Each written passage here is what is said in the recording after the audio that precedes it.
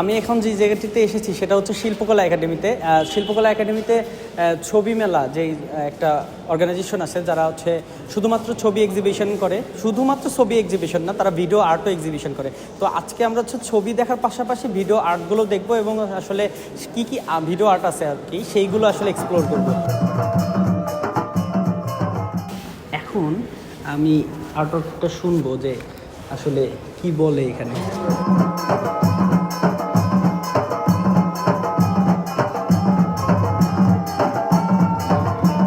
এই যে আর্টওয়ার্কটা সেটা হচ্ছে আসলে এমনভাবে তৈরি করা হয়েছে যে প্রাকৃতিক যেই বিপর্যয়, সেই প্রাকৃতিক বিপর্যয়ের বিষয়টা আসলে এখানে তুলে ধরা হয়েছে।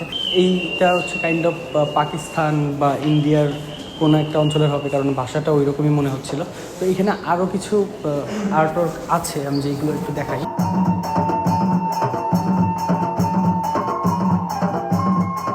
আমার কাছে মনে হচ্ছে যে এই জায়গাটা আসলে যেই প্লাস্টিকের যেই বিপর্যয়ের বিষয়টা প্রাকৃতিক পরিবেশে খুবই মারাত্মকভাবে এখানে হার্ম করে, এবং এইটার ক্ষেত্রে মানুষ আসলে কতটুকু দায়ী সেই বিষয়টা আসলে এখানে উল্লেখ আছে।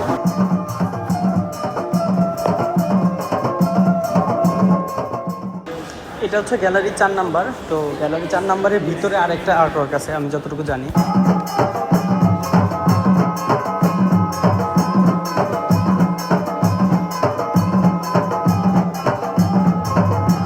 এই জায়গাটা দেখে যতটুকু বুঝতে পেরেছি সেটা হচ্ছে তো এখানে আফ্রিকান কোনো কান্ট্রির স্টুডেন্টরা হবে, তারা একটা ড্রেস পরে আছে, সেক্ষেত্রে স্টুডেন্টই হবে।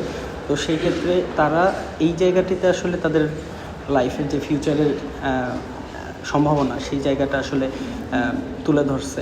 যে শিল্পকলা একাডেমিতে যেই ছবি মেলা, তাদের যেই আর্টওয়ার্কগুলো ছিল সেই আর্টওয়ার্কগুলোর মধ্যে আসলে ভিডিও আর্ট আমরা খুঁজে বের করার চেষ্টা করেছিলাম। তো 4টা আমরা ভিডিও আর্ট পেলাম, এবং আমরা চেষ্টা করব যে ঢাকার আর কোন কোন জায়গায় তাদের আসলে এই ভিডিও আর্টগুলো আছে।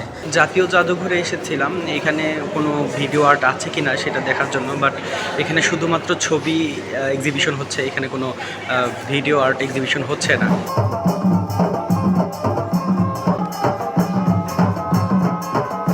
সাধারণ চোখে ওইভাবে কিছু বোঝা না গেলেও আমার কাছে এবং এখানকার যেই তথ্য অনুযায়ী আমি যেটা দেখতে পেয়েছি সেটা হচ্ছে এই জিনিসটা আসলে মানুষের টাইম ফ্রেম, মানুষের লাইফের যে টাইমটা চেঞ্জ হয় অনেক ধীরে হলেও একসময় চেঞ্জ হয়। 30শে জানুয়ারি পর্যন্ত যখন চলবে, প্রতি ডে বাই ডে এটার হচ্ছে সেই টাইমটা চেঞ্জ হবে।